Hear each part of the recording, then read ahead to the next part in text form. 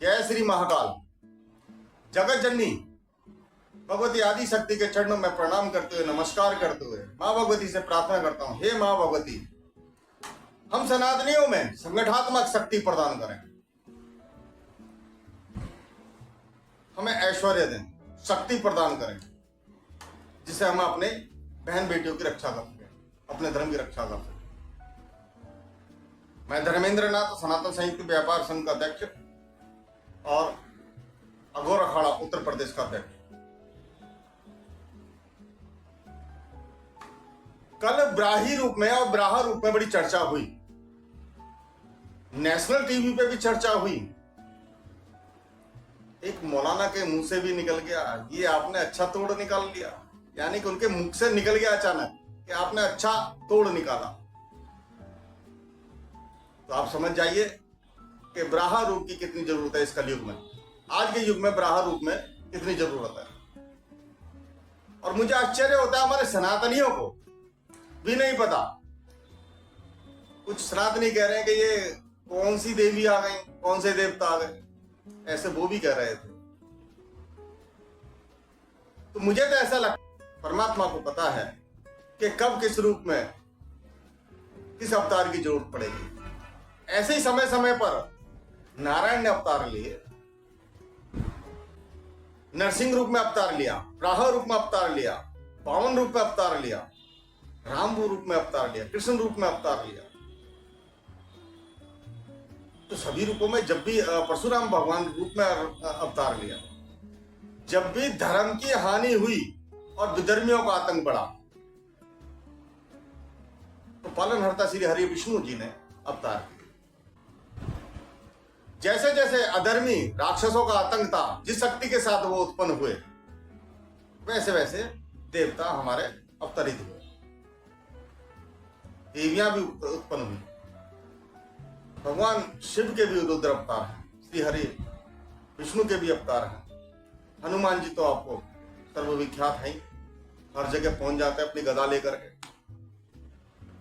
अली वलियों के तो महाबली हैं, सब जगह आ जाते हैं हर रूप में। सनातनियों की साइंटिफिक मेथड है कि ये कपोल कल्पना नहीं है। हमारे जीव नाग देवता, हम नाग देवता की पूजा करते हैं। परमात्मा को पता है कि कब कब सनातनियों के इन रूपों की जरूरत पड़ेगी। तो आज ब्राहा रूप की बहुत ज्यादा जरूरत है, ब्राही रूप की बहुत ज्यादा जरूरत है। हिरण्याक्ष और हिरण्यकश्यप दो राक्षस हुआ करते थे, महाबलशाली।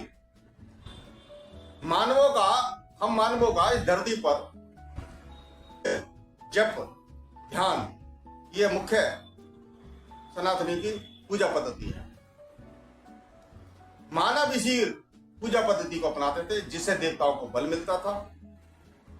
राक्षस जो हिरण्याक्ष राक्षस था, उसको इससे चिढ़ मिली। उसने इस पृथ्वी को अंतरिक्ष के समुद्र में डुबो दिया। अब बहुत से कहेंगे इनका कि भाई ये समुद्र में, धरती पर ही समुद्र है और समुद्र में ही धरती को डुबो दिया, ये कैसे?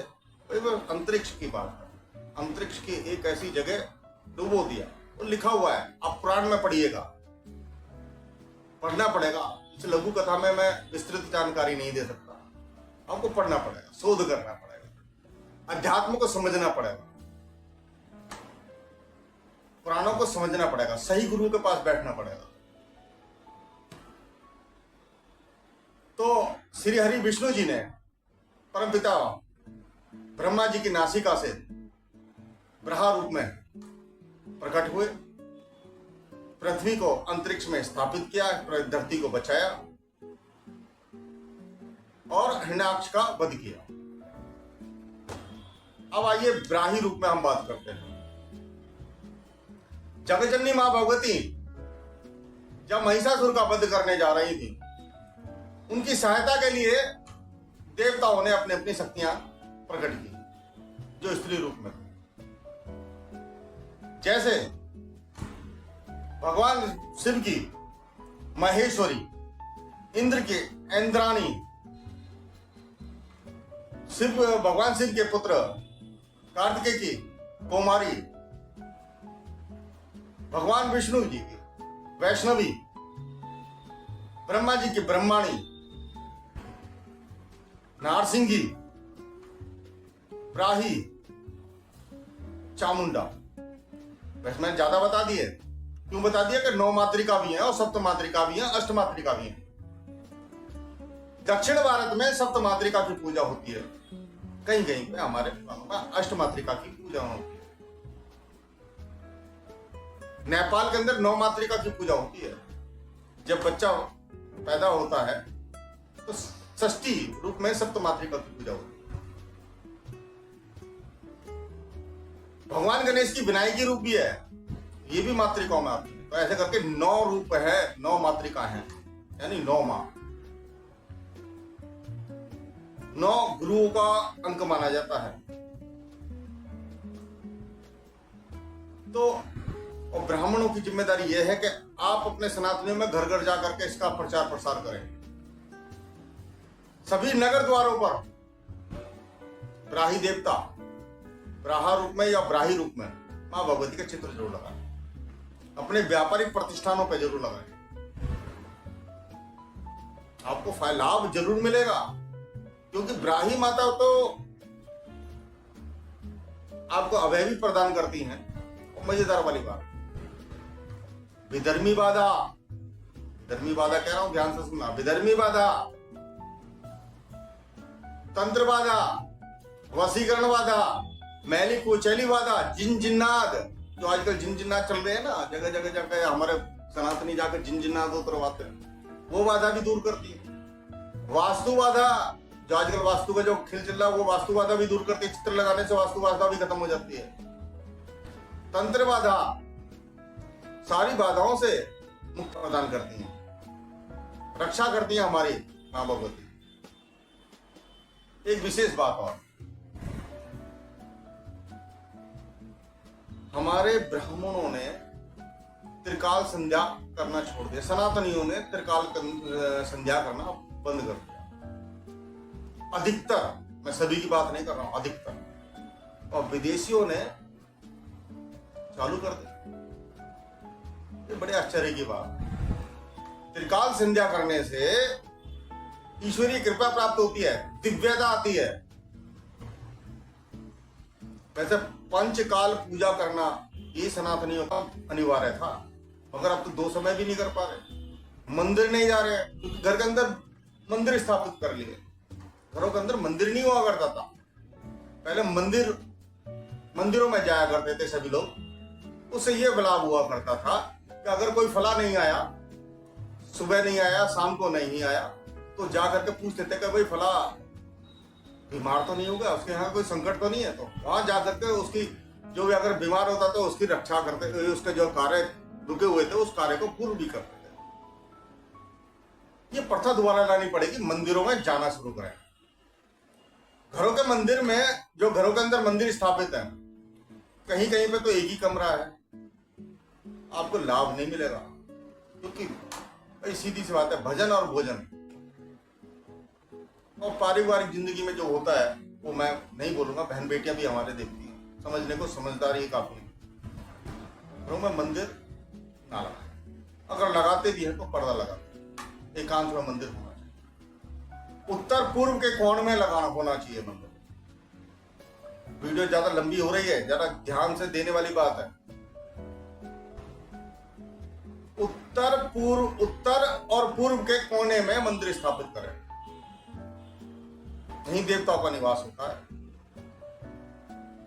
यहां पर मंदिर स्थापित करने से, घर के मंदिर स्थापित करने से जो नकारात्मक शक्तियां हैं वो दूर रहती हैं, ईश्वरीय कृपा।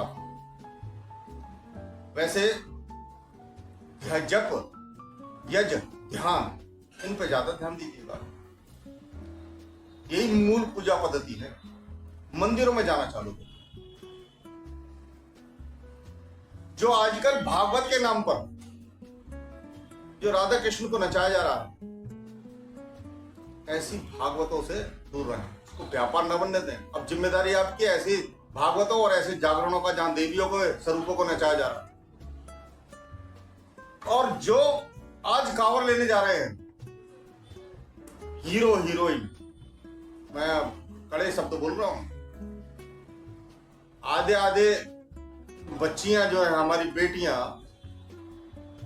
शॉर्ट्स पहन करके इंस्टाग्राम पे वीडियो बना रही हैं, दिखा रहे हैं कि हम कांवर लेकर आ रहे हैं। अधर्म कर रहे हो तुम। आप हमारी मस्तक की पगड़ी हैं, आप ऐसे कैसे कर सकती हैं? ऐसा नहीं करना चाहिए। तो कांवर को ठीक तरीके से लेकर आए, भगवान शिव का हर हर महादेव का नारा लगाते हुए आए, उनके भजन करते हुए, नाचते कूदते तो आए, मगर नगनता, उत्पाद, पाखंड ये ना कर। आप कष्ट करके आ रहे हैं, भगवान शिव आपको जब ही वरदान देंगे, जब ही आपके कष्टों को हरेंगे, जब आप सही सत्य निष्ठा से कांवर को लेकर आए। अगर आप उनके साथ मजाक कर रहे हैं, कांवर के नाम पर मजाक कर रहे हैं, तो आपको दंड भी मिलेगा, रुद्र दंड भी मिलेगा। भगवान शिव का रुद्र दंड बड़ा भयानक है।